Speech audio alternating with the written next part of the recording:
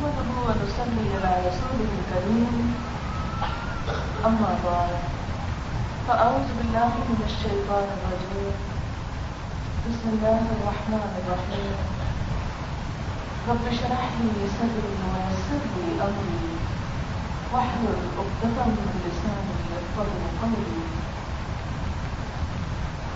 إن الحمد لله نحمده ونستعينه ونستغفره ونعوذ بالله من شرور أنفسنا ومن سيئات أعمالنا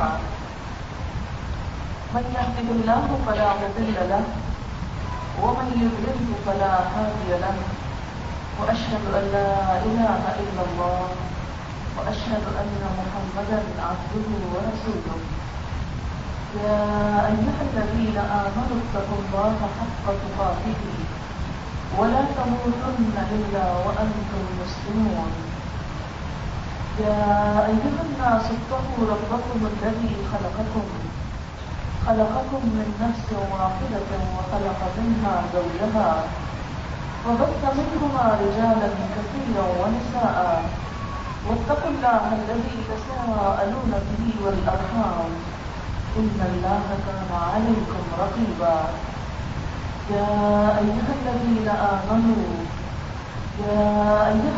آمنوا اتقوا الله وقولوا قولا سديدا يصلح لكم أعمالكم ويغفر لكم ذنوبكم ومن يطع الله ورسوله فقد فاز فوزا عظيما. شروع اللہ کے نام سے جو بے انتہا مہربان نہایت رحم فرمانے والا ہے. شکر اور تعریف اللہ تعالیٰ کے لیے ہے. ہم اسی سے مدد چاہتے ہیں, اسی سے اپنے گناہوں کی معافی چاہتے ہیں. ہم اپنے نفس کی شرارتوں اور برائیوں کے مقابلے میں اپنے آپ کو اللہ کی پناہ میں دیتے ہیں. حقیقت یہ ہے کہ جس کو وہ سیدھی راہ چلائے اسے کوئی بھی انکار نہیں سکتا, اور جس کو وہ گمراہ کر دے اسے کوئی سیدھے راستے پہ لا نہیں سکتا. اور میں گواہی دیتا ہوں کہ اللہ کے سوا کوئی معبود نہیں, اور یہ کہ محمد صلی اللہ علیہ وسلم اللہ کے بندے اور اس کے رسول ہیں. اے ایمان والو, ٹھیک اللہ کا تقوی اختیار کرو اور مرتے دم تک اس کی وفاداری اور اطاعت شاری پر قائم رہو. اے لوگوں, اپنے رب کے غضب سے بچو جس نے تمہیں ایک جان سے پیدا کیا اور اسی سے اس کا جوڑا بنایا, پھر ان دونوں سے بہت سے مرد اور عورتیں دنیا میں پھیلا دیے. اس پالنے والے اللہ کی ناراضگی سے بچتے رہنا جس کا نام لے کر تم ایک دوسرے سے اپنے حقوق مانگتے ہو, اور رشتے داروں کے بارے میں خاص طور پر اللہ سے کرو. یقین جانو وہ تمہاری نگرانی کر رہا ہے. اے ایمان والو, اللہ سے ڈرتے رہو اور نفی تلی مضبوط بات زبان سے نکالو تو اللہ تمہارے اعمال کی اصلاح کر دے گا اور گناہوں کے معافی کا پردہ ڈال دے گا. اور جو لوگ اللہ اور اس کے رسول کی اطاعت اور فرما برداری کریں گے وہ عظیم کامیابی سے سرفراز ہوں گے. معزز خواتین, آج کی یہ محفل, آج کا یہ پروگرام رخشندہ خلیل کی بیٹی نیل کی شادی کی تقریبات کے سلسلے میں ایک تقریب ہے. اس سلسلے کی یہ گفتگو ہے. آج کی گفتگو میں اسی موضوع پر یعنی نکاح اور نکاح کے بعد ایک مرد اور عورت کی جو ذمہ داریاں ہوں ان پر اللہ تعالیٰ اور اس کے رسول صلی اللہ علیہ وسلم کے احکامات کیا ہیں, اس کی روشنی میں کچھ گفتگو کروں گی. اس وقت جو عبارت میں نے آپ کے سامنے پڑھی ہے وہ تحفہ نکاح کی عبارت ہے. ان الحمد للہ, بے شک تعریف اللہ کے لیے ہے, شکر اللہ کے لیے ہے. موقع شادی کا ہے, تعریف اللہ کی ہو رہی ہے, شکر اس کا ادا ہو رہا ہے. ہاں, اس لیے کہ بندہ مومن کی زندگی میں جو بھی خوشی آتی ہے وہ اللہ کے فضل سے آتی ہے. وہ اسے اپنا ذاتی کمال نہیں سمجھتا اور اس پر اسی کا شکر گزار ہوتا ہے. اور اللہ تعالیٰ کا وعدہ ہے کہ جو شخص شکر گزار ہوگا میں اس کے لیے نعمتوں میں اور اضافہ کروں گا. اگر دیکھا جائے تو انسان کی زندگی میں ہر لمحہ انسان کچھ نہ کچھ اللہ کی نعمت کو استعمال کر رہا ہوتا ہے. جب تک ہم سانس لے رہے ہیں ہم اس دنیا میں زندہ ہیں ہم اللہ کی نعمتوں کو استعمال کر رہے ہیں. اگر غور کریں تو ان میں سے بہت سی چیزیں جنہیں ہم استعمال کرتے ہیں ان کا احساس بھی نہیں رکھتے, ان کا شعور بھی نہیں رکھتے, ان کے بارے میں سوچتے بھی نہیں ہیں. ان کا حق ادا کرنا تو دور کی بات, ان پہ کرنا شکر تک ادا نہیں کرتے اور اس کی ضرورت بھی بسا اوقات نہیں سمجھتے. ایسا کرنا اللہ تعالیٰ کی عظمت, اس کی بڑائی اور اس کی ہستی میں کچھ بھی نقصان کا سبب نہیں ہے. لیکن یہ سب کچھ ہمارے حصے میں ہماری شخصیت پر اور ہماری ذات پر کس طرح کے اثرات رکھتا ہے ہم اس کے بارے میں خود اپنی زندگی میں غور کر سکتے ہیں. اگر ہم کسی کے ساتھ چھوٹا سا بھی احسان کرتے ہیں, تھوڑی سی بھلائی بھی کرتے ہیں, تو ہم چاہتے ہیں کہ ہمیں اس کا رسپانس شکریہ کی صورت میں تو ملے اور کچھ نہیں تو رویے اور زبان کی حد تک تو دوسرا شخص شکر گزار ہو. ہم جیسے شکر گزاریوں کی توقع رکھنے والے جب اپنا معاملہ آتا ہے تو بھول جاتے ہیں. اسی لیے تو یاد دہانی کرائی جاتی ہے. قرآن پاک کی ابتدا بھی الحمدللہ ہی سے ہوتی ہے. جتنے بھی اہم مواقع ہیں ان پر خطبوں کی ابتدا بھی الحمدللہ سے کہ اللہ کا شکر ہے. بندہ مومن نعمتیں پا کر نعمت دینے والے کو یاد کرتا ہے اور اس طرح شکر ادا کرنے والا اپنے رب کی نگاہوں میں ایک بہترین مقام پاتا ہے. ان الحمد للہ نحمدہ, ہم اسی کی حمد و ثنا کرتے ہیں. ونستعینہ, اور ہم اسی سے مدد چاہتے ہیں. اپنی تمام تر تیاریوں اور ساری کوششوں کے باوجود مدد صرف اللہ کی, بھروسہ اسی پر کہ جو بھی خیر اور بھلائی مجھے آئندہ ملنے والی ہے وہ اسی کی طرف سے آئے گی. میری تمام ضروریات کا پورا کرنے والا وہی ہے. اس موقع اور اس مرحلے پر بھی والدین کے دل میں, دوسرے رشتے داروں کے دل میں اور خود اس جوڑے کے دل میں جو شادی کے بندھن میں بن رہا ہو کیسے کیسے اندیشے نہیں ہوتے. لیکن جب ایک بندہ مومن یہ کہہ دیتا ہے نستعینہ, ان سارے معاملات میں ہم اسی کی مدد چاہتے ہیں, اسی کی مدد کے طلبگار ہیں, تو گویا یہ اپنے رب پر ایک بھروسے اور اعتماد کا اظہار ہے. ونستغفرہ, اور ہم اس سے معافی بھی مانگتے ہیں کہ وہ تو ہمارے ساتھ عنایتیں ہی عنایتیں کرتا ہے.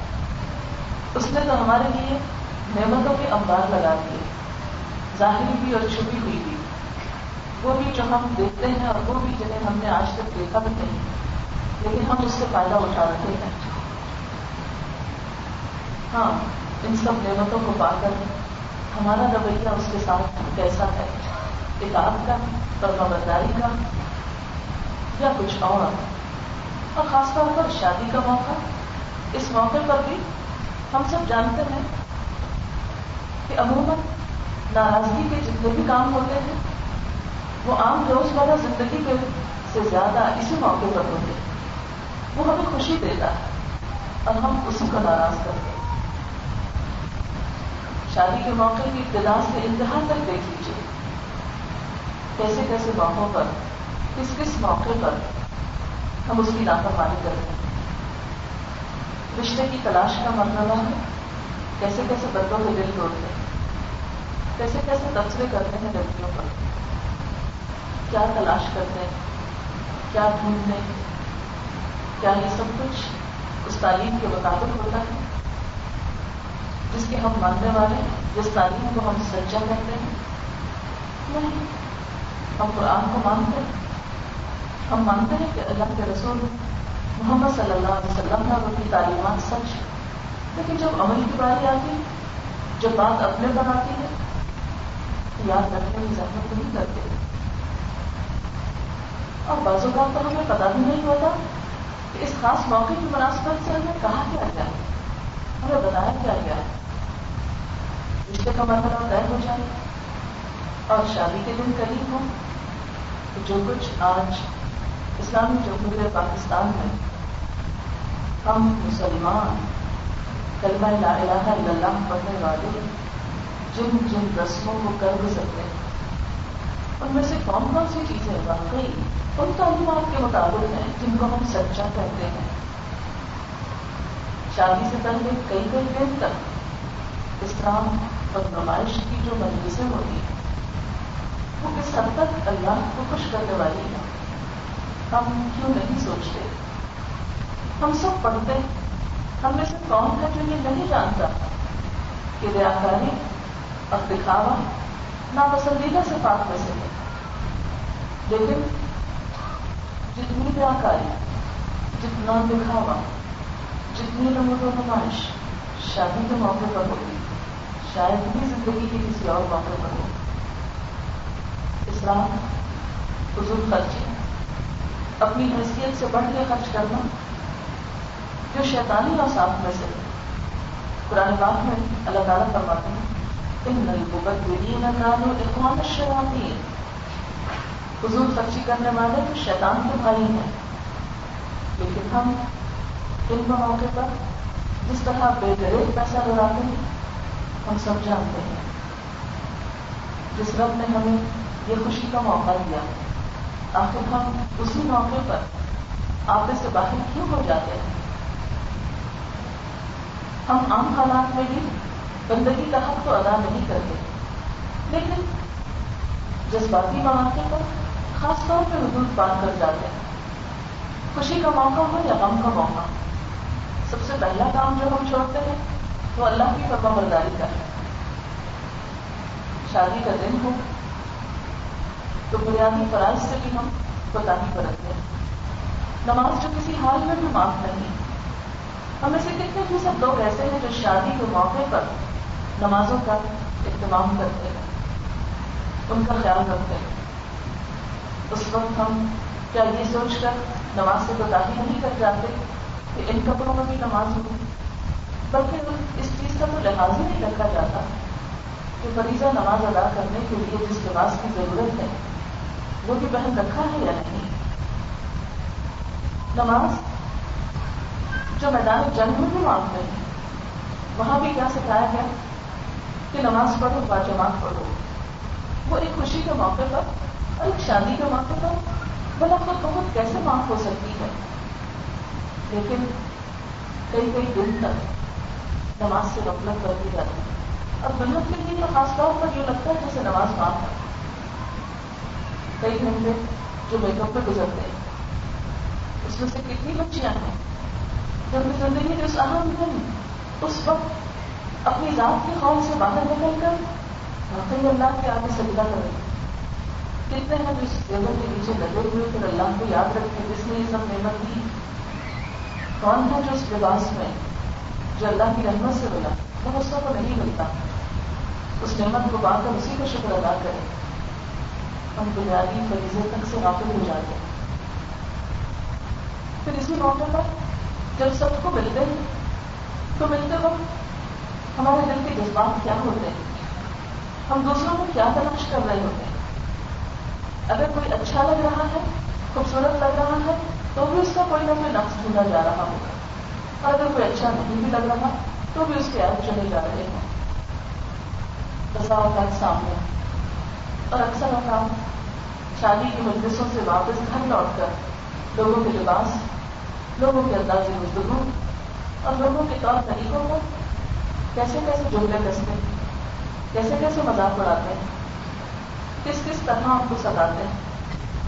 ہمارے تبصروں کو اگر وہ سن لیں تو شاید ساری زندگی ہماری شکل نہ دیکھنا چاہتے. دوسروں کے سامنے ہم ان کی خوشامد کرتے ہیں لیکن ان کی پیٹھ پیچھے ان کے لیے مصیبت کا سبب ہوتے. یہ سب کچھ کسی مسلمان زندگی کی نمائندگی نہیں کرتا، لیکن ہم پھر بھی خود کو مسلمان ہی کہتے ہیں. ہمارے رویے، ہمارے طور طریقے، ان سب پر ہمیں خود ہی نظر ثانی کرنا ہوگا. ہمیں خود ہی دیکھنا ہوگا کہ ہم کر کیا رہے ہیں. اس لیے اللہ نے ہم کو شعور دیا، عقل دی، اور اس کا امتحان ہوگا اس عقل کو اچھے اور برے کی پرکھ پہچان میں کتنا استعمال کیا.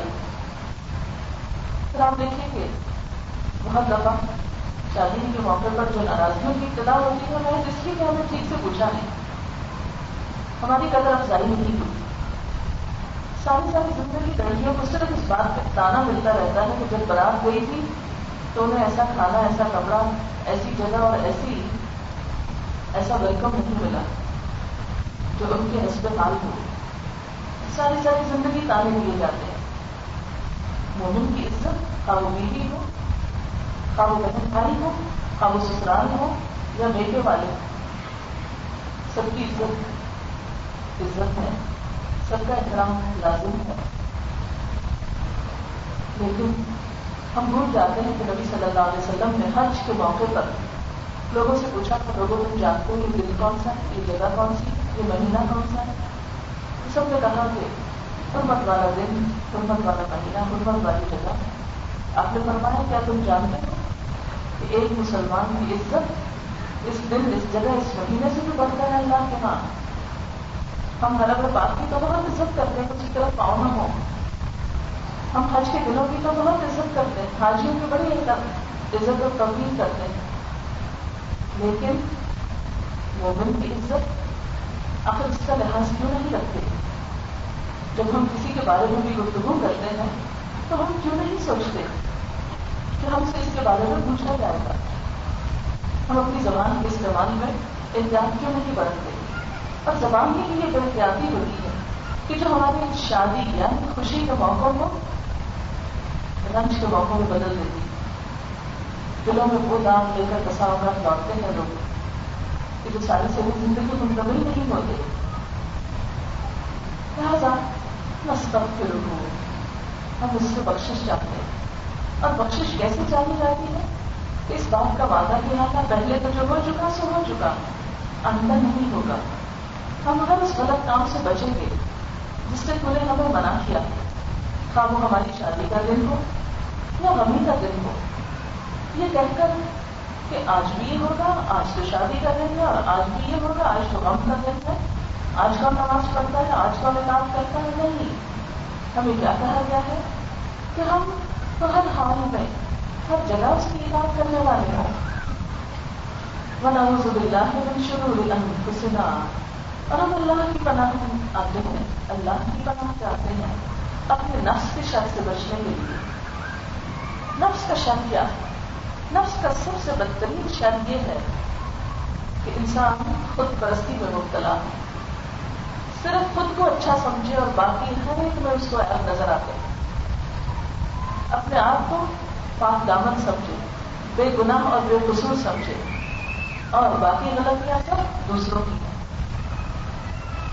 نفس کی قرآن پاک میں 3 قسمیں بتائی گئی، جس میں ایک نفس امارہ ہے جو انسان کو برے کام کرنے کا حکم دیتا ہے. یہی نفس امارہ انسان کے لیے زندگی میں مشکلات کا سبب ہے اور آخرت میں اس کے انجام میں پریشانیوں کا سبب ہے، عذاب کا سبب ہے.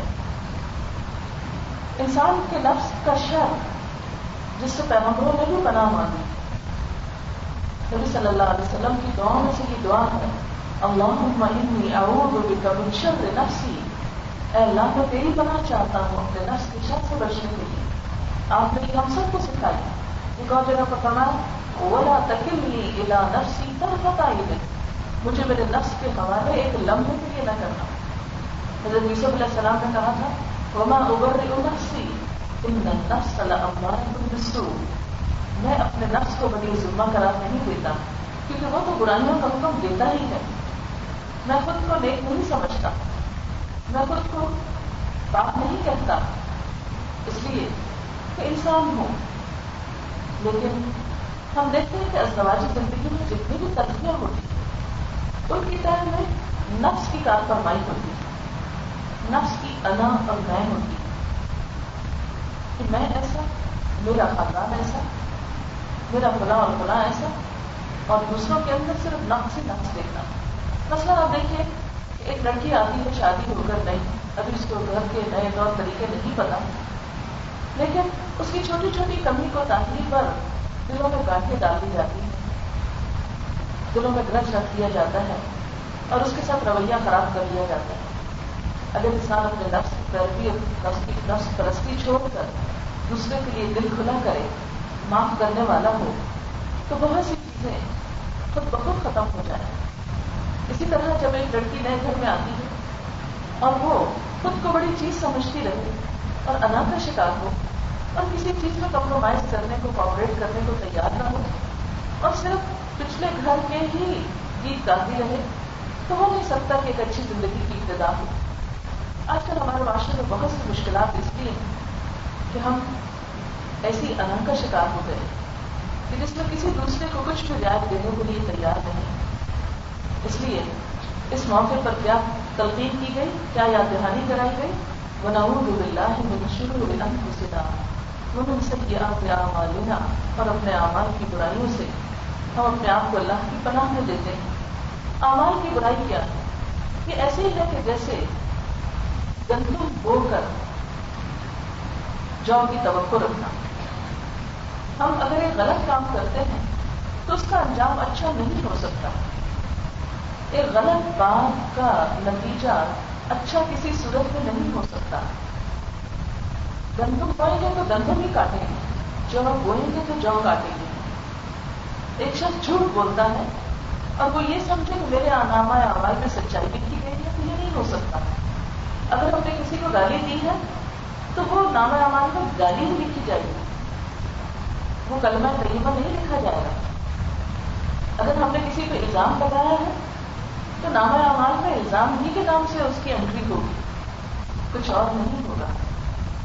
لیکن افسوس کہ ہم سب یہ جانتے ہوئے کہ ہمارے منہ سے نکلا ہوا ایک ایک لفظ لکھا جا رہا اور اس کا ہمیں جواب دینا، حساب دینا، اس کے باوجود ہم دیکھتے ہیں کہ ہمارے خاندانی تعلقات میں عام طور پر کس قدر الزام تراشی، جھوٹے الزامات اور ایک دوسرے کے ساتھ زیادتی اور ایک دوسرے کے ساتھ جو رویے رکھے جاتے ہیں، ان سب کو ہم دیکھ رہے ہیں کہ ان کا نتیجہ ہماری دنیا میں بھی کیا نکل رہا ہے۔ گھروں کے اندر جو بے سکونی، بسا اوقات صرف ایک شخص کی بدزبانی کی وجہ سے ساری نعمتیں حرام ہو کے رہ جاتی ہیں۔ اچھا گھر بھی ہے، اچھا کھانا بھی ہے، اچھا لباس بھی ہے، لیکن ایک چیز نہیں ہے اور وہ ہے اچھا اخلاق نہیں ہے۔ بد اخلاقی زندگی کی ساری خوشیوں کو حرام کر کے رکھ دیتی ہے۔ اب یہ کیسا ہو سکتا ہے کہ ایک شخص ایسی تلخ بات کرے کہ جو سارے سمندر کو بھی تلخ کر دے؟ جیسے آپ صلی اللہ علیہ وسلم نے ایک موقع پر اپنی اہلیہ سے کہا تھا کہ تم نے وہ بات کی کہ جو سمندر میں ملا دی جائے تو اس کے پانی کو بھی کڑوا کر دے۔ یعنی اتنی سخت بات، ایک جملہ کسی دوسرے کے قد پہ تبصرہ، اس کا قد چھوٹا ہے۔ اس ایک جملے کی روشنی میں ہم اپنے تبصروں کو دیکھیں، کسی کے ناک پہ کیا تبصرہ ہے، کسی کے ہونٹوں پہ اور کسی کے ماتھے پہ اور کسی کے قد پہ، اور خود کو بھول جاتے ہیں کہ ہم سب اپنے اندر نہ جانے کیا کچھ کمیوں کو ظاہر رکھتے ہیں۔ تو بات یہ ہے کہ ومن سیئات اعمالنا، ہمارے اعمال کی جو برائیاں ہیں، غلط کام کرنے کا جو برا نتیجہ، یا اللہ اب ہمیں اس سے محفوظ رکھ کے ہم کو معاف کر دینا، ان برائیوں کو ہمارے نامہ اعمال سے ثابت کر دینا۔ دنیا میں تو ہم ان کی سزا بھگت بھی رہے ہیں۔ جب انسان کسی کا حق مانتا ہے، کسی کا دل دکھاتا ہے، کسی کا دل توڑتا ہے اور اس کے اندر سے جو پھر آہ نکلتی ہے، کیا اس کو بھگتنا نہیں ہوگا؟ پھر اس کا بدلہ نہیں لینا ہوگا؟ اگرچہ بدلے کا دن آخرت ہے، لیکن بہت سی چیزیں ایسی ہیں کہ جن کا بدلہ انسان کو دنیا میں بھی ملتا ہے۔ یہی بد زبانی، بد اخلاقی اور دوسرے کے ساتھ زیادتی، یہی وہ چیزیں ہیں کہ کہ جس سے عام طور پر ہمارے معاشرے میں ازدواجی زندگیاں تلخ ہو کر رہ گئی ہیں. شوہر کی بات بیوی برداشت نہیں کر پا رہی، بیوی کی بات شوہر کو بہت سخت لگ رہی ہے. دونوں انا کا مسئلہ بنا چکے ہیں، اور اس مسئلے کا اثر اور اس مسئلے کی کا وبال وہ کس پر پڑے گا. یا اللہ جو ہم سے کوتاہیاں ہو چکی اس سے تو ہم کو بچا اور ہمیں محفوظ رکھ اور ہمیں ان سے بچنے کی توفیق دے.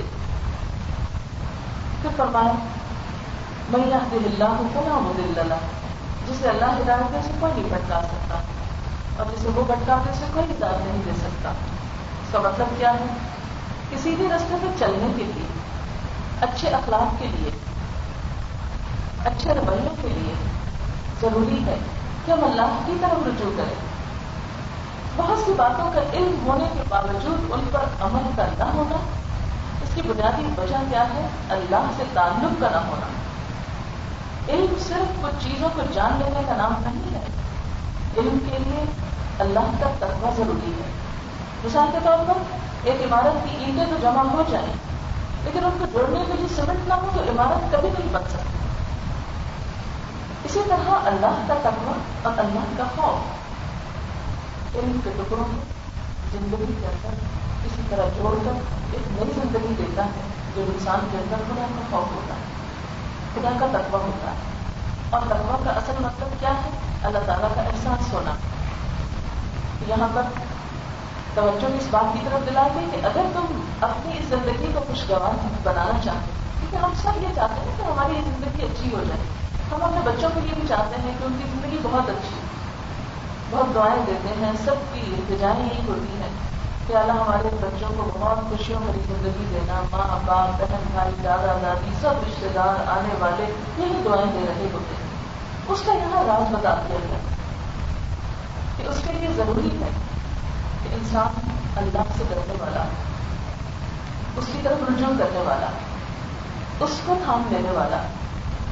کیونکہ جس کو توفیق اس سے ملتی ہے وہی ان چیزوں پر قائم رہ سکتا ہے.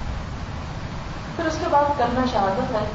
اس موقع پر بھی احساس دلایا گیا کہ تم اللہ کے بندے ہو اور تمہارے لیے اسوہ حسنہ محمد صلی اللہ علیہ وسلم ہے. اس لیے کہ ہم جانتے تو ہیں کہ اللہ ہمارا معبود ہے، لیکن ہوتا کیا ہے کہ شادی کے بعد بسا اوقات یہ بھول جاتے ہیں ہم کہ اصل اطاعت اللہ کی. بہت سے لوگوں کو یہ مسئلہ ہوتا ہے کہ ہم اللہ کا حکم ماننا چاہتے ہیں لیکن شوہر نہیں ماننے دیتا، تو شوہر کا حکم ماننا بھی اللہ نے کہا ہے، اس لیے اب ہمیں شوہر کی ماننی چاہیے یا اللہ ہی کی ماننی چاہیے. بعض کیسز میں شوہر حرام کام کرنے تک کو کہتے ہیں، اللہ کی نافرمانی کے لیے بھی چاہتے ہیں. تو ایسا بھی کیا ہو، ایک عورت کہاں تک کمپرومائز کرے، کہاں تک جا سکتی تھی. اور نہ صرف ایک عورت، کیونکہ شادی کے بعد دونوں ایک دوسرے پہ اثر انداز ہوتے ہیں. ایک اچھی بیوی کی وجہ سے ایک شوہر کے لیے اچھائی کے راستے کھلتے ہیں، اور ایک اچھے شوہر کی وجہ سے بیوی کے لیے نیکی اور بھلائی کے راستے کھلتے ہیں. اگر یہ دونوں ایک دوسرے کے ساتھ تعاون کریں تو بہرحال اس تعاون کی بنیاد کیا ہے کہ اپنے سامنے اپنے رب کو الہ ہونا رکھو، دونوں کے لیے اس کی اطاعت لازم ہے، اور اپنی زندگی محمد صلی اللہ علیہ وسلم کے طریقے کے مطابق کر لو. پھر اس کے بعد 3 آیات ہیں اس خطبے میں، اور تینوں میں 4 دفعہ اللہ کے تقوی کی بات کی گئی. ہم سمجھتے ہیں کہ شادی کی خوشیوں کا انحصار شاید زیادہ مہر پر ہے، بہت زیادہ مہر لکھا گیا لاکھوں میں، اب لڑکی کے مستقبل کو کوئی خطرہ نہیں، وہ بہت کامیاب اور خوشحال زندگی بسر کر سکتی ہے. یا یہ کہ لڑکی بہت جہیز لے کر آ رہی ہے، یا یہ کہ گھر بہت اچھا ہے، یا شوہر کی جاب بہت اچھی ہے، تو خوشیاں ہی خوشیاں ہوں گی. عموماً ہمارے یہاں خوشیوں کا دار و مدار یا خوشیوں کا انحصار یا خوشیوں کی بنیاد مال و دولت اور ظاہری چکا چوند کو سمجھا جاتا ہے، جبکہ اسلام کی نظر میں ازدواجی زندگی کی خوشیاں تقویٰ کی بنیاد پر ہیں. جس دل میں جتنا خدا کا خوف ہوگا، جتنا اللہ کا تقویٰ ہوگا، جتنا اس کا گہرا احساس ہوگا، اتنا ہی وہ خوشحال گھرانا ہوگا. اللہ کا تقویٰ کا مطلب کیا ہے کہ انسان اللہ سے ڈر کر کوئی غلط زبان سے بات نہ، کوئی بات زبان سے ایسی نہ نکالے کہ جو اللہ کو پسند نہ آئے، کوئی ایسا کام نہ کرے کہ جو اس کو پسند نہ آئے، اور خاص طور پر باہم تعلقات میں۔ اب دیکھیے کہ جس تعلق کے بنیاد اللہ کے ڈر پر ہوگی تو کوئی کسی کو زیادتی نہیں کرے گا، اور انسان ہونے کے ناطے اگر تھوڑی بہت کمی کوتاہی ہو بھی گئی تو پلٹنے میں، رجوع کرنے میں، ایک دوسرے سے معافی مانگنے میں، ایک دوسرے کا ساتھ دینے میں، ایک دوسرے کا خیال رکھنے میں دیر نہیں لگے گی۔ لیکن اگر یہ نہ ہو تو باقی چیزیں انسانوں کے لیے کچھ زیادہ خوشیاں لا نہیں سکتی۔ فرمایا تقویٰ کرو کتنا حق تک اگاتی ہے، جتنا تقویٰ کرنا چاہیے، جتنا کر سکتے ہو، یہ کوئی لمٹ نہیں بتائی کہ بس اتنا کر کے تو چھوڑ دو، نہیں کرتے رہو، اتنا کرو کہ حق ادا ہو جائے۔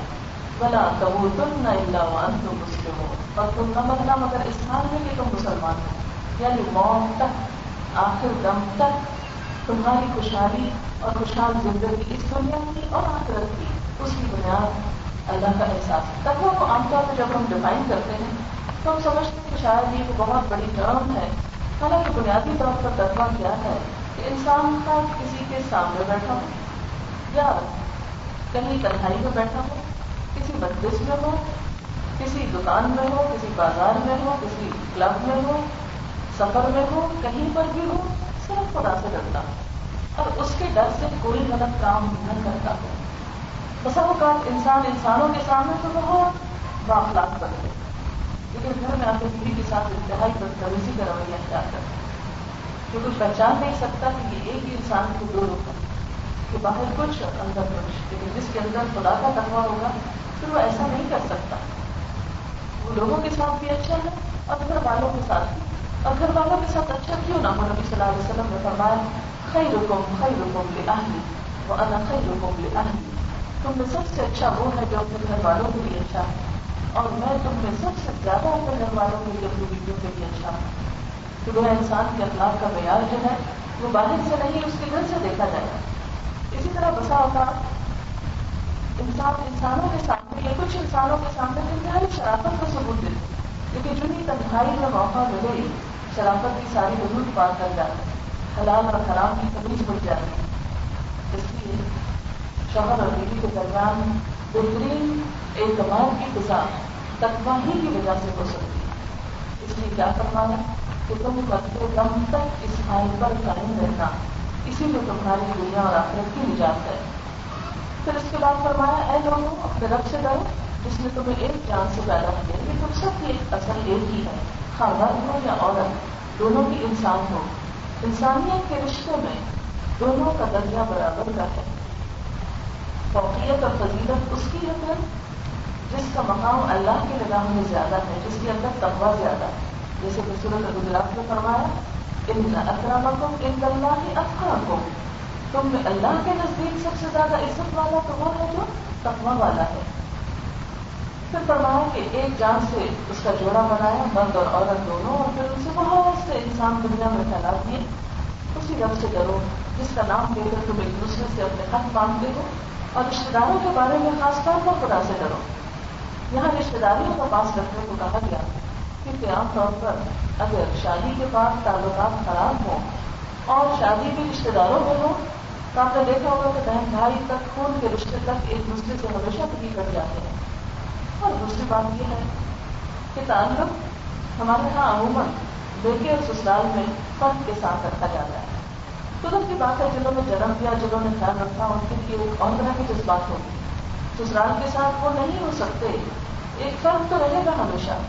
لیکن اس کے باوجود ایک لڑکی کے لیے خاص طور پر اگلا گھر جو ہے شادی کے بعد دراصل اس کا گھر ہے، اور وہاں کی رشتے داریاں اس کی رشتے داریاں ہیں، ان کو عزت اور احترام دینا، ان کا خیال رکھنا اور اس معاملے میں خدا کا خوف رکھنا، یہ تعلقات کو درست رکھنے کی ضمانت ہے۔ اب دیکھیے کہ عموماً جھگڑے اور فساد کیوں ہوتے ہیں؟ مثلا لین دین کا معاملہ عموماً خاندانوں میں لین دین عورت کے ذریعے ہوتا ہے۔ اب جہاں پر ایک عورت اپنے والدین کو دینے کے معاملے میں، اپنے بیٹے والوں کے ساتھ معاملہ کرنے کے معاملے میں زیادہ بہتر رویہ رکھے اور سسرال والوں کے ساتھ وہ رویہ نہ رکھے، اگلے انسان کو جہاں چھوڑ دے تو آپ دیکھیں کہ تعلقات لازمی خراب ہو۔ مثلا شادی بیاہ کے موقع پر یا کسی بھی خوشی کے موقع پر جو لین دین ہوتا ہے اس میں میرے اور سسرال کا فرق صرف اس لیے کہ شوہر نے کہا دیکھا اس کو نہیں پتا چلا، حالانکہ مال اس کو تھا، اس کے مال میں سے دیا جا رہا ہے، لیکن اگر اس وقت حق ادا نہ ہوا، خدا کے خوف کے ساتھ یہ فرق کو مٹایا گیا، تو ہی تعلقات اچھے ہو سکتے، تبھی اعتماد کی فضا ہو سکتی، ورنہ جب گمانیاں دلوں میں جب آ جائے کسی بھی طرح تعلق درست نہیں رہ سکتے۔ پھر فرمایا ان اللہ کان علیکم رقیبا، بے شک اللہ تم پر نگران ہے، وہ دیکھ رہا ہے، کوئی نہ دیکھ رہا ہو، شوہر نہ دیکھ رہا ہو کہ ایک بیوی کیا کر رہی ہے، کس کو کیا دے رہی ہے، اس کے مال میں سے کس کو کہاں کیا فراہم کر رہی ہے، اس کی اجازت سے یا بغیر اجازت کے کہاں کس پر کس کے ساتھ کیا معاملہ کر رہی ہے، یا اس کے ساتھ یعنی جھوٹی بات کر کے یا غلط بیانی کر کے اس کو بظاہر سیٹسفائی کرنے کی کوشش کر رہی ہے، تو ہو سکتا ہے کہ اس ہیر پھیر سے وقتی طور پر کسی کو مطمئن کیا جا سکتا ہو، لیکن انسان کے نامہ اعمال میں اس سے کوئی خیر نہیں آ سکتی۔ پھر فرمایا اے لوگوں جو ایمان لائے وہ اللہ سے ڈرو اور سیدھی بات کیا کرو۔ یہاں قولوا قولا سدیدا کی بات ہوئی، سیدھی بات سے مراد کیا ہے کہ شادی کے بعد اور شادی سے پہلے کے جو تعلقات ہیں دو خاندانوں کے درمیان جو استعمال ہو رہے ہیں ان میں غلط بیانی سے کام نہیں لینا چاہیے۔ آپ دیکھیں کہ عام طور پر جو رشتہ طے پانے لگتا ہے ہمارا خیال عام رواج ہے تو بہت سے فیکٹس چھپا لیے جاتے ہیں، بعض اوقات عمر کے بارے میں جھوٹ بولا جاتا ہے، بعض اوقات لڑکوں کی جاب کے بارے میں، تنخواہ کے بارے میں، گھر کے بارے میں، پراپرٹی کے بارے میں کیسے کیسے غلط بیانی کر کے دوسرے کو پھانسا جاتا ہے۔ اس وقت انسان بھول جاتا ہے کہ یہ ایک ایسا رشتہ قائم ہو رہا ہے کہ جس کے بعد کوئی چیز چھپائی نہیں جا سکتی، یہ جھوٹ کب تک نبھ سکتا ہے۔ تو جس رشتے کی بنیاد یہ جھوٹ پر ہو رہی ہے، جس تعلق کی ابتدا ہی ایک خرابی کے اوپر ہو رہی ہے، اس تعلق میں خیر اور برکت کہاں سے آ سکتی ہے؟ اس لیے وقتی طور پر ڈر اور اندیشہ کیا ہوتا ہے کہ اگر سچی بات دوسرے کو پتہ چل گئی تو شادی نہیں ہو سکتی، پھر یہ رشتہ چھوٹ جائے گا اور آپ کو پہلے بہت پریشان ہے اچھے رشتے کے لیے، اس لیے پھانس لو دوسروں تو یہ جو دوسروں کو پھانسنے کی بات ہے تو آپ نے دیکھا ہوگا کہ ایسے پھانسنے والے پھر زیادہ دن تک ان تعلقات کو نبھا نہیں سکتے۔ اس لیے ابتدا میں یہ شادی کا ایک سوشل کانٹریکٹ ہے، اس کانٹریکٹ میں دو طرفہ درست اور صاف معاملہ ہونا چاہیے۔ قولوا قولا سدیدا، سیدھی بات کرو، درست بات کرو، انصاف والی کرو، سچائی والی کرو۔ اس کا نتیجہ کیا ہوگا؟ یصلح لکم اعمالکم، تمہارے اعمال کی اصلاح کر دے گا، تمہارے معاملات کو درست کر دے گا، ویغفر لکم ذنوبکم، تمہارے گناہوں کو معاف کر دے گا، ومن یطع اللہ ورسولہ فقد فاز فوزا عظیما، جو اللہ اور اس کے رسول کی اطاعت کرے گا وہ بہت بڑی کامیابی پائے گا۔ اللہ اور رسول کی اطاعت کس میں؟ اپنے فرائض کو نبھانے میں، اپنی ذمہ داریوں کو پورا کرنے میں اور دوسرے کے حقوق ادا کرنے میں۔ اب دیکھیے جیسے میں نے پہلے عرض کیا کہ ایک سوشل کانٹریکٹ ہے، معاہدہ ہے، شادی کا معاہدہ ہے دو فریق کے درمیان، جس پر اللہ اور بندوں کو گواہ بنایا جاتا ہے کس بات پر کہ ہم دونوں مل کر ایک نیا خاندان بنا رہے ہیں، دونوں آپس میں ایک دوسرے کے ساتھ بہترین زندگی کی ابتدا کریں گے اور ایک دوسرے کے حقوق ادا کریں گے، اپنے اپنے فرائض کو پورا کریں گے۔ لیکن حقیقت یہ ہے کہ ہم میں سے بہت سے شادی شدہ جوڑوں کو خود اور یعنی نئے شادی شدہ جوڑوں کو کیا پرانوں کو بھی بسا اوقات نہیں پتا ہوتا کہ ان کے فرائض کیا ہیں، شوہر کی ذمہ داریاں کیا ہیں، بیوی کے فرائض کیا ہیں، دوسرے کے حقوق کیا ہیں۔ اور ہم سب جانتے ہیں کہ اللہ تعالیٰ اپنے حقوق کی کمی بیشی کو معاف کر دے، لیکن بندوں کے حقوق میں کمی معاف نہیں ہوتی۔ ہم اس کو کتنا بھی اوائڈ کریں، کتنا بھی انکار کریں، کتنا بھی خود کو جسٹیفائی کریں، لیکن اگر ہم دوسرے کے ساتھ زیادتی کر رہے ہیں، دوسرے کو اس کا حق نہیں دے رہے، ہم اپنی چند زبانی کے ذریعے دنیا کو کتنا ہی مطمئن کر دیں کہ ہم میں کوئی خامی نہیں، ہم میں کوئی غلطی نہیں، سارا قصور دوسرے طریق کا ہے۔ اب دیکھیں نا جب ایک گھر میں جھگڑا ہوتا ہے میاں بیوی کے درمیان تو ہر ایک دوسرے کو بلیم کر رہا ہوتا ہے، اس کی زیادتی، اس نے مجھے یوں کہا، وہ کہتا ہے اس نے یوں کیا تھا، ایک دوسرے کو بلیم کرتے کرتے اس آگ کو مزید بھڑکاتے چلے جاتے ہیں، لیکن کوئی بھی اپنی غلطی مان کر اصلاح کرنے کو تیار نہیں ہوتا۔ اس رویے کا نتیجہ کیا ہوتا ہے کہ زندگی تنگ ہو کر رہ جاتی ہے اور حاصل کچھ بھی نہیں ہوتا۔ اس لیے بہتر یہ ہے کہ جاننے کے باوجود بار بار اپنی ذمہ داریوں کو دیکھتے رہیں کہ اللہ نے ہم سے کیا پوچھنا، کیونکہ یہ ذمہ داریاں اس نے ڈالی، یہ فرائض اس کی طرف سے. اگر اس میں کوتاہی کی، دوسرا فریق چپ بھی ہے، صبر بھی کر رہا ہے، نہیں پوچھ رہا، لیکن جب اس کے پاس واپسی ہوگی تو ضرور پوچھا جائے گا. تو ہم میں سے ہر ایک کو دیکھنا چاہیے کہ وہ اپنے حصے کی ذمہ داری کتنی پوری کر رہا ہے. سب سے پہلے شوہر کی ذمہ داریاں، سب سے پہلی بات جو کی گئی وہ کیا ہے، وہ وَعَاشِرُوهُنَّ بِالْمَعْرُوفِ، عورتوں کے ساتھ بھلے طریقے سے زندگی بسر کرو، اچھے طریقے سے زندگی بسر کرو، بے وجہ ان کو ستاؤ مت، ان کو پریشان نہ کرو، ان کو تنگ نہ کرو. اگرچہ نکاح جو ہے ایک قید کی طرح ہے، جب ایک شادی ہو جاتی ہے ایک عورت کی تو ساری زندگی کے لیے وہ اس گھر میں ایک طرح سے قید ہو جاتی ہے. اب اسے اس گھر کے طور طریقوں اور اس کے مطابق رہنا ہے. لیکن اس کا یہ مطلب نہیں ہے کہ یہ کوئی ایسا قید خانہ ہے کہ جس میں دوسرے انسان کی کوئی آزادی نہیں، کوئی رائے نہیں، کوئی سوچ سمجھ نہیں، کوئی مرضی نہیں. وہ تو آپ دیکھتے ہیں کہ ایک لڑکی جو دوسرے گھر میں آتی ہے اور آہستہ آہستہ وہ اپنے ذمہ داریاں نبھانے لگتی ہے تو ہر چیز اس کی مرضی کے مطابق ہو جاتی ہے، اللہ ماشاء اللہ کچھ کیسز میں. تو بنیادی طور پر یہ ہے کہ شوہر کو حکم دیا گیا کہ ازدواجی زندگی کی خوشگواری کے لیے وہ اچھے معاملوں کی ابتدا کرے، اچھی طرح ویلکم کرے، اس کی ضروریات کا خیال رکھے. اور ضروریات کا خیال رکھنے میں سب سے بنیادی بات یہ کہ بہن کی ادائیگی ہو، اس کے بعد اس کے نام ترقی کا پورا اہتمام ہو. شوہر کی ذمہ داریوں میں سے ہے کہ وہ بیوی کے کھانا پینا، لباس، رہائش، خوراک اور ان تمام چیزوں کا خیال رکھے جن چیزوں کے لیے وہ اپنی ذات اور اپنے بچوں کے لیے خیال رکھتا ہے. پھر شوہر کے فرائض میں سے ہے کہ وہ بیوی کے ساتھ خوش گمان رہے، تعلق کی بنیاد اچھے گمان پر ہو، کیونکہ جس طرح کا گمان ہو ویسے ہی انسان کے اعمال ہوتے ہیں. انسان جو کچھ سوچتا ہے وہی بولتا ہے، جو بولتا ہے وہی کرتا ہے، اور جو کرتا ہے وہی گزرتا ہے، وہی کچھ دوسروں کے ساتھ پھر اس کا معاملہ ہونے لگتا ہے.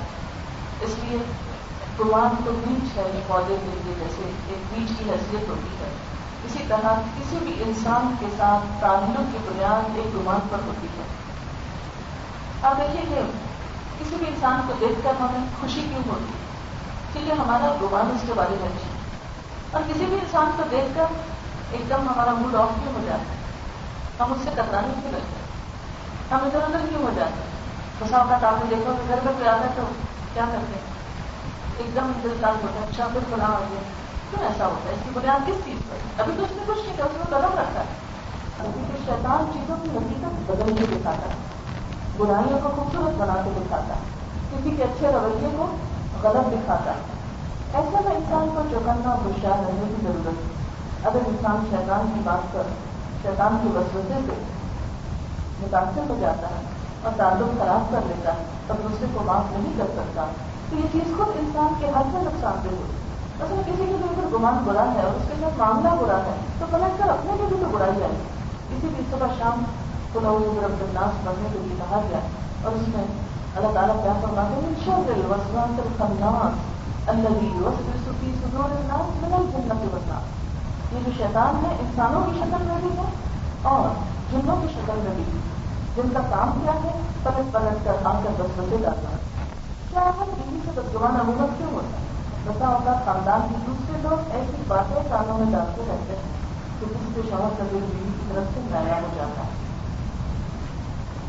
اب تک تو ایسی باتوں کو سننا ہی منع ہے، اور اگر سن لے تو پھر اس کو دل میں جگہ دینا اپنے ہی لیے نقصان دہ اور اپنے ہی اوپر ضرور ہے. ایسی چیزوں پر نہ تو توجہ دینی چاہیے، اور اگر کوئی چیز دل میں آ بھی جائے تو اس کی تعمیل کر کے معاف کر دینا چاہیے. پاس میں تعالیٰ فرماتے تھا ان کرے تو وہ ہونا، اگر تمہیں ناپسند بھی ہو تو ان سے کراہت بھی کر دے گی. اتنی بدگمانی کر گئی کہ اب پسندیدگی تو ختم ہو گئی، ساری محبت تو گھر سے اڑ گئی، اب تو نفرت نے جنم لے لیا.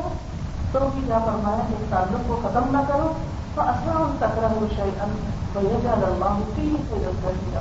ہو سکتا ہے ایک چیز کو تم بہت ناپسند کرو اور اللہ تعالیٰ اسی میں تمہارے لیے بہت بڑی بھلائی رکھتے. لہٰذا یہ تعلق شادی کا جو تعلق قائم ہوتا ہے اسے چھوٹی چھوٹی غلط فہمیوں اور بدگمانیوں کی بنا پر ختم نہیں ہونا چاہیے، تلخ نہیں ہونا چاہیے.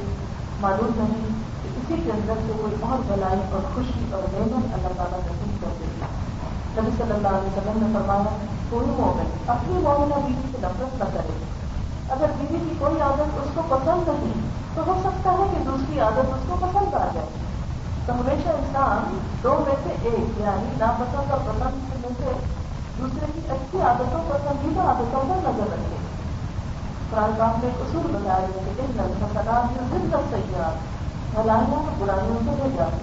جب انسان کی نگاہ میں دوسرے کے لیے خیر پیدا ہوتا ہے، بھلائی پیدا ہوتی ہے، تو اس سے دوسرے کی کمزوری اور کوتاہی کو معاف کرنے کا جذبہ پیدا ہوتا ہے۔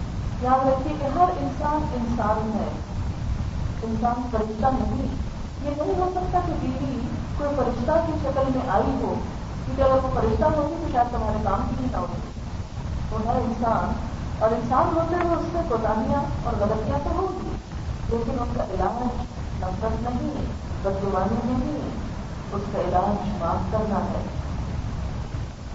دوسری چیز جو سکھائی گئی وہ ہے عفو درگزر، معاف کرنا۔ یہ گمان آ گیا، تم مہنگا ہو گیا، اب کیا کرو؟ معاف کر دو۔ اب کا مطلب ہوتا ہے مٹا دینا، اور ایسا مٹانا کہ نشان بھی باقی نہ رہے۔ قرآن پاک میں اللہ تعالیٰ فرماتے ہیں یا ایھا الذین آمنوا ان من ازواجکم واولادکم عدوا لکم فاحذروہم وان تعفوا وتصفحوا وتغفروا فان اللہ غفور رحیم۔ اے ایمان والو، تمہاری بال بیویاں اور بچے تمہارے دشمن ہیں، ان سے محتاط رہو، اور اگر تم معاف کر دو، درگزر کرو، چشم پوشی سے کام لو، تو یاد رکھو کہ اللہ بھی بہت رحم کرنے والا، معاف کرنے والا ہے۔ اس سے کیا پتہ چلتا ہے کہ اللہ تعالیٰ نے وارن کر دیا کہ ایسا ہوگا۔ بسا اوقات تمہاری غلط فہمی اور بدگمانی حقیقت بھی ہو سکتی ہے، ان کی طرف سے زیادتی بھی ہو سکتی ہے، وہ زیادتی دشمنی کی حد تک بھی ہو سکتی ہے، لیکن پھر بھی حل کیا ہے؟ معاف کر دو، درگزر کرو، چشم پوشی کرو، بھول جاؤ، اسی میں پیار اور بھلائی کرو۔ چھوٹی چھوٹی باتوں کو انتہائی رویوں کو ختم نہ کرو۔ پھر فرمایا اچھا اخلاق برتو۔ کامل ایمان والے مومن وہ ہیں جو اپنے اخلاق میں سب سے اچھے ہیں۔ یعنی ایمان کی پیمائش کہاں سے ہوگی کہ کس کا ایمان کتنا ہے، ایمان کا لیول کتنا ہے۔ یہ نہیں دیکھا جائے گا وہ کتنی لمبی نماز پڑھتا ہے، یہ نہیں دیکھا جائے گا اس نے آج قرآن کی تلاوت کتنی کی، یہ دیکھا جائے گا کہ اس کا دوسرے انسانوں کے ساتھ رویہ کتنا، اس میں صبر اور حوصلہ کتنا، ان کے لیے برداشت کتنی، ان کے لیے خیرخواہی کتنی۔ جو فرمایا کہ کامل ایمان والے مومن وہ ہیں جن کے اخلاق اچھے ہیں، یعنی ایمان ان کا مکمل ہے جن کا اخلاق اچھا ہے۔ اور خاص طور پر سب سے اچھے اخلاق کے لوگ وہ ہیں جو اپنی بیویوں کے حق میں سب سے اچھے ہیں۔ کیونکہ عموماً انسان باہر والوں سے تو وقتی طور پر کچھ اخلاقی برت آتا ہے، لیکن جس کے ساتھ روز معاملہ، جس کے ساتھ روز کا تعلق، وہاں اچھا اخلاق رکھنا یہی انسان کی اصل ویلیو اور اصل قیمت واضح کرتا ہے۔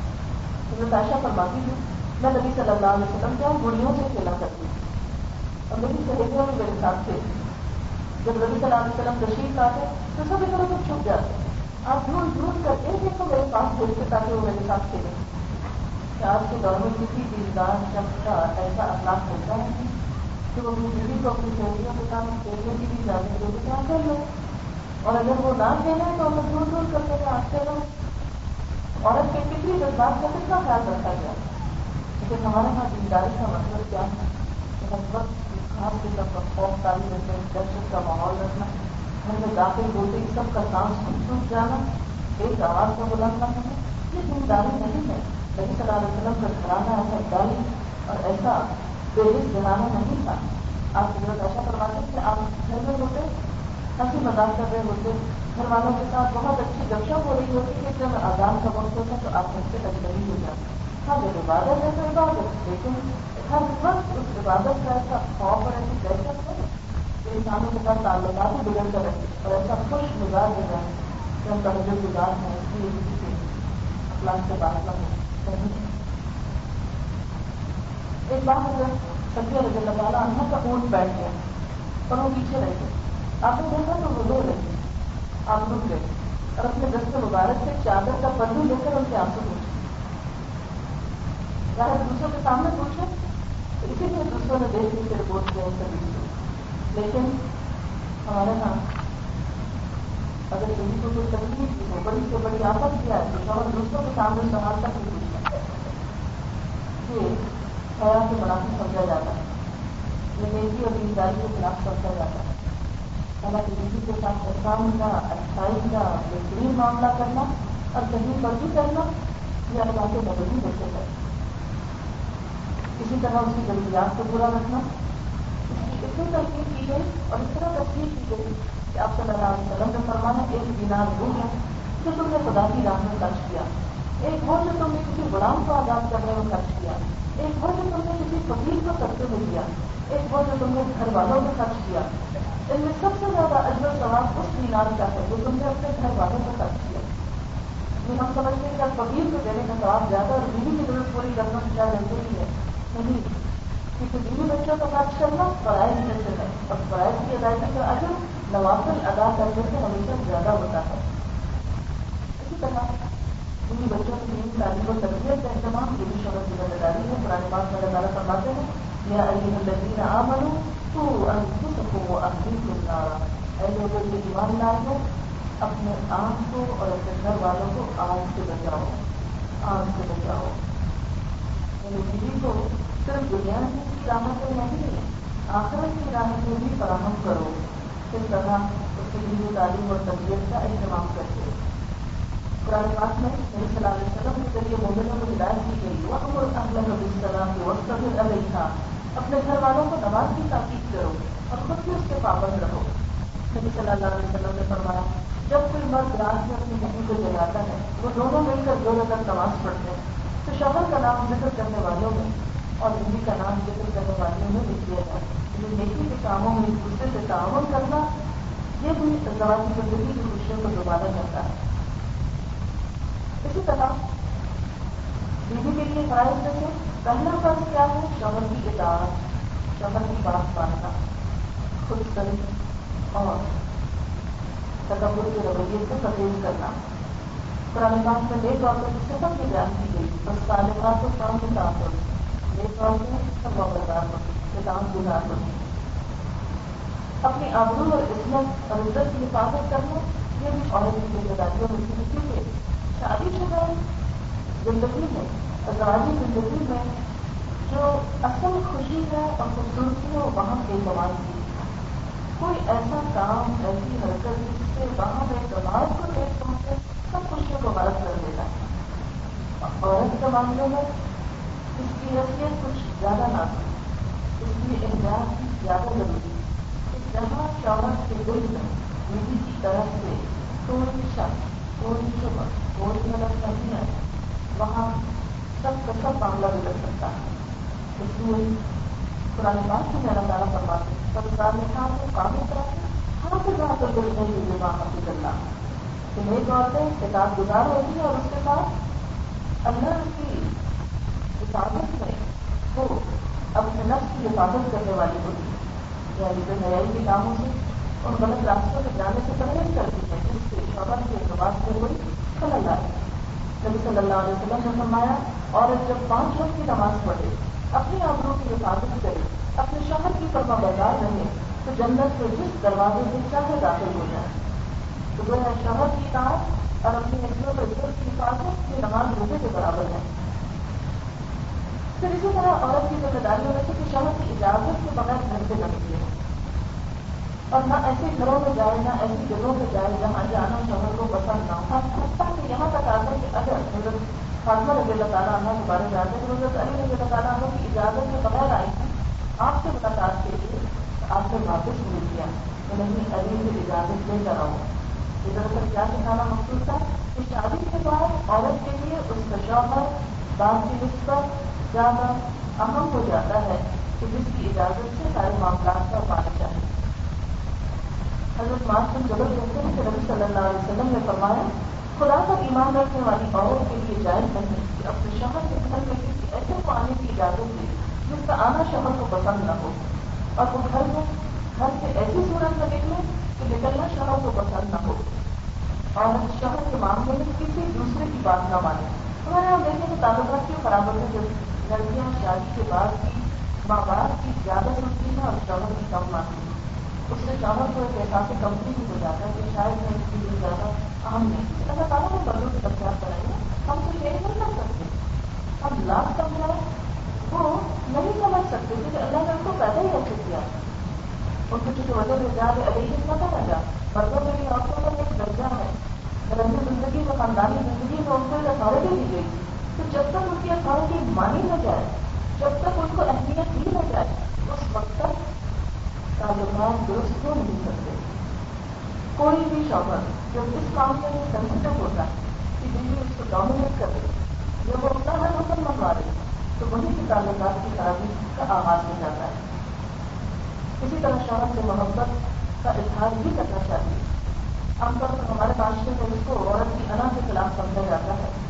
حالانکہ ہر شخص محبت کا بدلاشی ہوتا ہے, ضرورت مند ہوتا ہے, اس کی تاکید اور اس کی توثیق چاہتا ہے. اور شوہر کے ساتھ محبت کا اظہار یہ ایک عبادت ہے.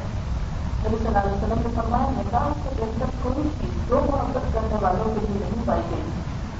حضرت صفیہ کو حضور صلی اللہ علیہ وسلم سے انتہائی محبت کی. جب آپ بیمار ہوئے تو انتہائی حسرت سے کہنے لگے, کاش آپ کی وجہ میں بیمار ہوتی. لوگوں نے دیکھ کر حیرانی کا اظہار کیا کہ کیا کہہ رہے ہیں. آپ صلی اللہ علیہ وسلم نے فرمایا, یہ سچ کہہ رہے, یہ دکھاوا نہیں کر رہی, سچ کہہ رہی. گویا منہ سے بول کر بھی محبت کا اظہار کرنا ضروری ہے. بسا اوقات یقین دہانی کرانا ضروری ہے, ری انفورسمنٹ ضروری ہے. اس سے تعلقات میں خوشگواری آتی ہے. یعنی تجدید محبت جو ہے وہ انتہائی ضروری ہے. کیونکہ جب ایک روٹین ریلیشن میں اختلاف ہے, محبت شروع کے طور پر روٹین پر آج کل روٹین کی لائف ہو جاتی ہے, پھر اس کے بعد ایک دوسرے کی جیسے پرواہ نہیں رہتی, تو یہ لگتا ہے کہ جیسے دونوں ایک دوسرے سے دور ہونا شروع ہو جاتے ہیں. ایسے میں موقع بموقع, وقتاً فوقتاً اس چیز کا احساس دلانا کہ دوسرا شخص زندگی میں بہت اہم ہے, یہ زمانی زندگی کو بہت خوشگوار بنانا ہے. کتنی بھی مصروفیت کو بچوں میں, کتنی بھی مصروفیت کو کسی اور کام ہے, لیکن جو عورت اپنے شوہر کو اس بات کا احساس دلاتی رہتی ہے کہ شوہر اس کے لیے انتہائی اہم ہے, اس گھرانے میں خیر ہی خیر رہتی ہے. یہ جہاں اطاعت ضروری ہے, اپنی حفاظت ضروری ہے, وہاں محبت کا اظہار بھی ضروری ہے. شوہر کے احسان کا ذکر کرنا بھی ضروری ہے, اور ناشکری کرنا, شکوے کرنا محبت کم کر دیتا ہے, تعلقات کو برباد کر دیتا ہے. ہر شکوہ جو سمجھے محبت کے لیے مائنس پوائنٹ, ایک نمبر کم کر, ہر کمپلین اور ہر شکوے سے ٹائپ کر. اس کے بعد شوہر کے جو احسانات ہیں ان کا ذکر کرتے رہنا وقتاً فوقتاً. ہاں کبھی کبھار شکوہ بھی بہت اچھا لگتا ہے اگر محبت کے اس اظہار کے بیچ میں کہیں ہو, لیکن اگر شکوے بھرے ہو اور اس میں کہیں کہیں محبت کا اظہار ہے تو یہ رویہ کچھ زیادہ فائدہ مند نہ ہوگا. بہرحال حضرت اسماء کے پاس سے حضور صلی اللہ علیہ وسلم ایک مرتبہ گزرے تو آپ نے فرمایا کہ جیسے کہ اپنی سہیلیوں کے ساتھ آپ صلی اللہ علیہ وسلم نے ہمیں سلام کیا اور فرمایا, تم پر جن کا احسان ہے ان کی ناشکری سے بچو. تم میں سے ایک اپنے ماں باپ کے ہاں دنوں تک دل بیانی کرتی رہتی, پھر خدا اس کو شوہر دیتا ہے, پھر اولاد دیتا ہے. ان سارے احسانات کے باوجود اگر کسی بات کے شوہر سے ناراضگی ہوتی ہے تو کیا ہوتی ہے, میں نے تو کبھی تمہاری طرف سے کوئی بھلائی دیکھی نہیں. یہ جملہ جو ہے اس عورت کے سارے اعمال کو برباد کر دیتا ہے. نبی صلی اللہ علیہ وسلم نے فرمایا, میں نے عورتوں کی اکثر یہ جہنم میں دیکھی. جو پوچھا گیا وجہ کیا ہے, فرمایا کہ تم زبان کا بہت غلط استعمال کرتی ہے اور شوہروں کی ناشکری کرتی ہے. شوہر کے لیے ایک شخص سارا دن محنت کرتا ہے, کماتا ہے, سب کچھ لا کے دیتا ہے, سب ضروریات پوری کرتا ہے, بس کوئی ایک وعدہ پورا کرنا بھول جاتا ہے تو اس کو اس کی چامت آ جاتی ہے اور اس کو تانے ملتے ہیں. یہ ناقدری کا رویہ بچوں کے حق سے اللہ تعالیٰ کے ساتھ سخت نام سے ملا ہے. فرمایا آپ صلی اللہ علیہ وسلم نے, خدا قیامت کے روز اس عورت کی طرف نظر اٹھا کر بھی نہ دیکھے گا جو شوہر کی ناشکری ہوگی. حالانکہ عورت کسی وقت بھی شوہر سے بے نیاز نہیں رہ سکتی, یعنی عورت شوہر کے بغیر رہ نہیں سکتی, وہ اس کی ضرورت ہے, لیکن اس کی طرف سے ملنے والی خیر اور بھلائی کو نظر انداز کر کے یہ کہنا کہ یہاں تو کوئی خیر ہے ہی نہیں, یہ چیز تعلقات کے لیے نقصان ہے اور اللہ کی نظر میں بھی بہت نامسندیدہ. شوہر کی خدمت کر کے, اس کی کیئر کر کے, اس کی ضروریات پوری کر کے اس کا دل جیتنا, یہ بھی زبانی زندگی کو خوشگوار بناتا ہے. نبی صلی اللہ علیہ وسلم نے ایک دفعہ فرمایا کسی انسان کے لیے جائز نہیں کہ وہ دوسرے انسان کو سجدہ کرے. اگر اجازت ہوتی تو بیوی کو حکم ہوتا کہ وہ شوہر کو کرے، لیکن شوہر کے احسان اتنے زیادہ ہے. لیکن یہ اجازت نہیں دینے کا مطلب اس کا یہ ہے کہ شوہر کا خیال رکھنا، اس کی کیئر کرنا، اس کے لیے قربانی کرنا، یہ اس کے فرائض میں سے ہے. اسی طرح ہر بات کی حفاظت کرنا، ماں اس بات کی یہ سوچنا کہ شوہر ہمارا محدود کمائی مجھے کیا فرق پڑتا ہے، کچھ ٹوٹتا ہے پھوٹتا ہے، نہیں. شوہر کا گھر اپنا گھر اور اس کے مال کی اور سب چیزوں کی حفاظت بیوی کی ذمہ داری ہو رہی ہے. نبی صلی اللہ علیہ وسلم نے فرمایا قریش کی عورتیں کتنی اچھی عورتیں ہیں، بچوں کو بہت مہربان اور شوہر کے گھر بار کی بہت حفاظت کرنے والی. نبی صلی اللہ علیہ وسلم نے ایک عورت کی خوبیاں بیان کرتے ہوئے فرمایا مومن کے لیے خوف خدا کے بعد سب سے زیادہ مفید اور باعث نعمت میری بیوی ہے. جب وہ اسے کسی کام سے کہے تو خوشی سے کر دے، جب اس پہ نگاہ ڈالے تو اس کو خوش کر دے، جب اس کے بھروسے پر قسم کھا بیٹھے تو قسم پوری کر دے، جب کہیں چلا جائے تو پیچھے عزت و آبرو کی حفاظت کرے، اور شوہر کے مال اور اسباب کی نگرانی میں شوہر کی خیرخواہ اور وفادار رہے. تو وہ اچھی عورت کی خوبیاں کیا ہے کہ شوہر کو خوش کرنے والی، اس کے وعدوں کو پورا کرنے والی اور اس کی وفادار اور خیرخواہ. جس بیوی کے دل میں شوہر کی خیرخواہ کیا جائے وہاں ہر چیز سمجھ جائے گی. تو اسی طرح صفائی، آرائش، روایت، طریقہ، یہ تمام چیزیں کے دوران زندگی کو خوشگوار بناتی ہیں. بسا اوقات جسمانی صفائی ستھرائی کا خیال نہ رکھنا، گھر کو صاف ستھرا نہ رکھنا ازدواجی زندگی میں تلخیاں پیدا کر دیتا ہے. ہم عورتوں کا حال یہ ہے کہ جب بازار جاتی ہیں تو خوب میک اپ کر کے اور خوب سیرت اور بے وزیرت کی نمائش ہوتا ہے، لیکن جب شوہر گھر آنے کا وقت ہوتا ہے تو پہلے بیچارے ہاتھوں سے کر کے کام کر رہے ہیں. تو آخر آج کی عورت کا یہ حال کیوں ہو گیا کہ اس کی بے وزیرت اور اس کی ساری خوبصورتی بازار کے مطلب میں تھی اور اس کے اپنے شوہر کے لیے دشمن نہیں. اللہ تعالیٰ نے مسلمان عورت کو کیا سکھایا، کیا حکم دیا کہ وَلَا زِينَتَهُنَّ إِلَّا لِبُعُولَتِهِنَّ، کہ وہ اپنی زینت ظاہر نہ کریں مگر اپنے شوہروں کے لیے. عورت کی سارے حسن، ساری خوبصورتی اور بے وزینت کا مستحق اس کا شوہر ہے، دوسرے مرد نہیں. اس میں وہ دوسروں کو شریک نہ کرے. اللہ تعالیٰ ہمیں ان احکامات پر عمل کی توفیق دے کہ جس سے ہماری یہ زندگی اور آخرت کی زندگی دونوں کو خوشگوار ہو جائے. وآخر دعوانا الحمدللہ رب العالمین. دعا کریں.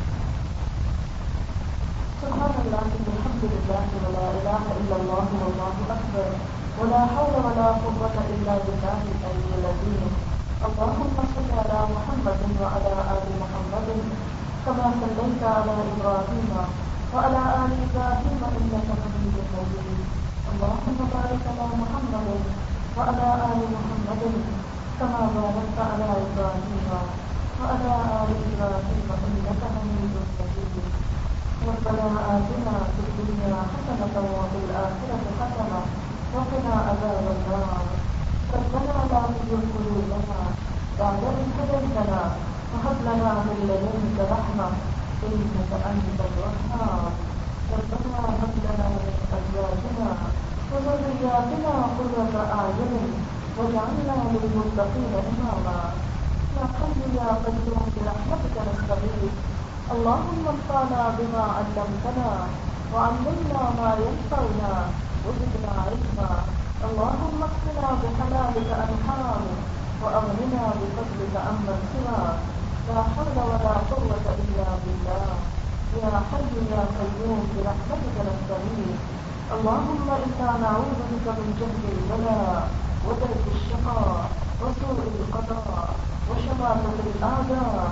لا إله إلا أنت سبحانك إني كنت من الظالمين. يا رب العالمين يا أرحم الراحمين. ہم سب کو رحمت کی فریاد کرتے ہیں. یا اللہ ہم نے جو کچھ پڑھا ہے، جو کچھ سنا ہے، اس میں جو بات تیری مرضی کے مطابق ہوئی ہو ہمیں اس پر عمل کی توفیق عطا فرما. یا اللہ ہمارے اعمال کو اپنی مرضی کے مطابق کر دے. یا اللہ جو بات انسان ہونے کے ناطے ایسی ہو گئی ہو جو آپ کو پسند نہ آئی ہو، ہم سب کو اس سے دور کر دے اور ہمیں اس راستے کی ہدایت میں جو تیرا پسندیدہ راستہ ہو. یا اللہ ہمارے دلوں میں اپنا تقویٰ پیدا کر دے. اللہ اپنی محبت پیدا کر دے، اپنا خود دے دے. یا اللہ ہماری نیتوں کو صرف اپنے لیے خالص کر دے. یا اللہ ہمیں اپنے نافرمانی کے کاموں سے بچنے کی توفیق عطا کر. یا اللہ ہماری زندگیوں سے ریاضات اور اظہاروں کو دور کر دے. یا اللہ ہماری زندگی سے اسراف کو دور کر دے. یا اللہ تکبر اور ایسے ناشکر رویے کو دور کر کے جو بھی نافرمانی کر سکتے ہیں. یا اللہ ہمیں بہت بہترین اخلاق عطا فرما. یا اللہ ہمیں اچھے اخلاق عطا فرما. یا اللہ ہماری خاص اور زبان سے کسی کو تکلیف نہ پہنچے. یا اللہ ہمیں ہر ایک کا خیر خواہ بنا. یا اللہ سب کی محبت اور خیر خواہی ہمارے دلوں میں ڈال دے. یا رب العالمین ہمیں بدگمانیوں سے بچا، حسد سے بچا. یا رب العالمین تو ہم سب کے والدین پر رحمت فرما. ہمارے شوہر کو ہماری آنکھوں کی ٹھنڈک بنا، ہمارے بچوں کو ہماری آنکھوں کی ٹھنڈک بنا. یا رب العالمین ہم سب کو باتوں کے عمل کی توفیق سے سیدھے دنیا اور آخرت دونوں ہی سمجھ آئے. یا رب العالمین یا ارحم الراحمین اس بچی کی شادی کو بہت کامیاب بنا دینا. یا اللہ دونوں بچوں کے درمیان بہترین محبت، بہترین محبت ہو، انہیں بہترین خوشیاں عطا فرمانا. یا رب العالمین یا ارحم الراحمین یا بڑی جلال والاکرام. یا اللہ ان دونوں کو اپنے والدین کی آنکھوں کی ٹھنڈک بنانا، انہیں ہر تکلیف اور دکھ سے بچا کر رکھنا. یا اللہ ان سے بہترین دین کا کام لینا، اپنی فرما برداری کا کام لینا، ان کی نسلوں میں سے دین اور ایمان کو باقی رکھنا اور نیک اعمال کی توفیق عطا فرمانا، اپنے والدین کی سب جاریہ بنانا. یا رب العالمین تو ہم سب کے والدین پر اپنی رحمت فرما، ہمارے بچوں کو ہدایت عطا فرما، ہمارے جانوں میں سکون اور خوشی پیدا فرما. یا اللہ ہمارے کوتاہیوں اور گناہوں کو معاف کر دے. یا اللہ تو ہم کو معاف کر دے. یا اللہ تو ہماری بدگمانیوں کو معاف کر دے. یا اللہ ہماری بداخلاقی کو معاف کر دے. یا اللہ تو ہمیں بہترین انسان بنا، اپنا پسندیدہ بنا. یا اللہ تو ہم سب کو اپنی رحمت سے ڈھانپ دے، ہمارے گناہوں کو دیکھ اپنی رحمت کے ساتھ ہمیں معاف کر دے. یا اللہ تو ہم سب کا یہاں آنا، بیٹھنا، کوشش کرنا قبول کرنا. یا اللہ جتنے بھی بہنیں یہاں آئی ہیں اور دلوں میں جو دعائیں اور نیک تمنائیں ہیں اللہ ہم کو پورا فرما. سب بیماروں کو صحت عطا فرما، سب کے دکھ دور فرما. یا اللہ ہم سب پر اپنی رحمت نازل فرما.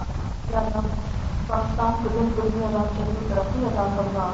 یا اللہ تو ہمیں اسلام کے مطابق زندگیاں بسر کرنے کی توفیق دے.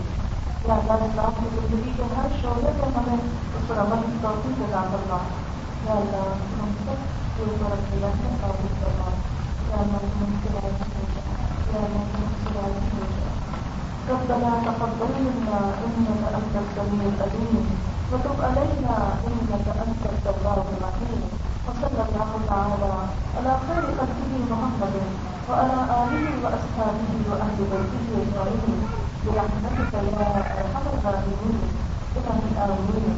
سبحانك اللهم وبحمدك نشهد ان لا اله الا انت نستغفرك ونتوب اليك.